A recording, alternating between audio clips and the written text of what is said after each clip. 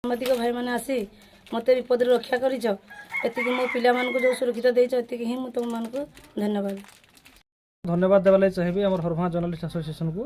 ବିଗତ ଦିନରେ ବ୍ଲକର ସଦର ମହକୁମାରେ ସେବା ମହୋତ୍ସବ ଆୟୋଜନ କରିଥିଲା, କିନ୍ତୁ ସେ ମହୋତ୍ସବ ସେବା ମହୋତ୍ସବ କେବଳ ମହୋତ୍ସବରେ କିମ୍ବା କୌଣସି ଗୋଟେ ସ୍ଥାନରେ ସୀମିତ ହୋଇକି ରହିନି, ତାର ପର୍ଯ୍ୟାପ୍ତ ବଢ଼ି ଚାଲିଛି।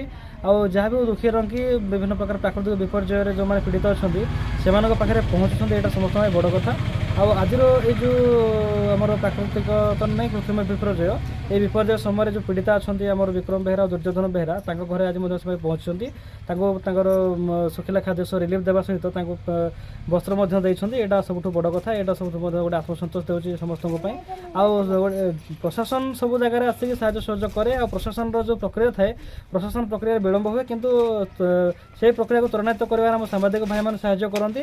ଆଉ ତାଙ୍କ ଦ୍ୱାରା ଯେଉଁ ନିଜସ୍ୱ ପ୍ରଚେଷ୍ଟାରେ ଯେତିକି ବି ହେଇପାରିଛି, ତ ସେହି ସବୁ ରିଲିଫ୍ ସେଇ ଜିନିଷ ଆମର ପ୍ରଶାସନ ପହଞ୍ଚାଇବା ପୂର୍ବରୁ ଆଣିକି ପହଞ୍ଚନ୍ତି, ଏଇଟା ସବୁଠୁ ବଡ଼ କଥା।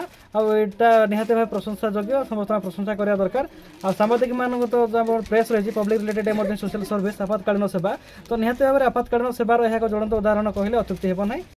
ଚାରିଛକ ହେଡ଼କ୍ୱାର୍ଟରରେ ସେବା ମହୋତ୍ସବ କରିଥିଲୁ। ଖାଲି ସେଥିରେ ଆମର ସେବା ମହୋତ୍ସବ ସୀମିତ ନଥିଲା, ଆମେ ଗାଁ ଗାଁରେ ଯେଉଁଠି ବିପଦ, କାହାର ଘର ପୋଡ଼ିଗଲା, କାହାକୁ କିଏ ଭାସିଗଲା, କ'ଣ ଅସୁବିଧା ହେଲା, ତାଙ୍କ ପାଖରେ ଆମେ ଠିକ୍ ସମୟରେ ଯାଇକି ପହଞ୍ଚୁଛୁ। ଆମର ଯଥା ସମ୍ଭବ କାହାକୁ ଚାଉଳ, ଅନ୍ନ ଆଉ ବସ୍ତ୍ର ଦାନ କରୁଛୁ। ଏଇଟା ଆମର ସେବା ମହୋତ୍ସବର ମୂଳ ଲକ୍ଷ୍ୟ ଥିଲା। ଏହି ସେବା ଚ୍ୟାନେଲ୍ ଦ୍ୱାରା ଆମେ ସମସ୍ତଙ୍କର ଅସୁବିଧା ସମୟରେ ଠିକ୍ ଲୋକଙ୍କ ପାଖରେ ପହଞ୍ଚିବା, ଏହାର ଆମର ଉଦ୍ଦେଶ୍ୟ। ଏଇଟା ଆମର ହରମା ବ୍ଲକ ଜର୍ଣ୍ଣାଲିଷ୍ଟ ଆସୋସିଏସନ୍ ତରଫରୁ ଏ ଆୟୋଜନ କରାଯାଇଛି। ଏଇଟା ସବୁଦିନ ଆମର ଲାଗୁ ରହିବ।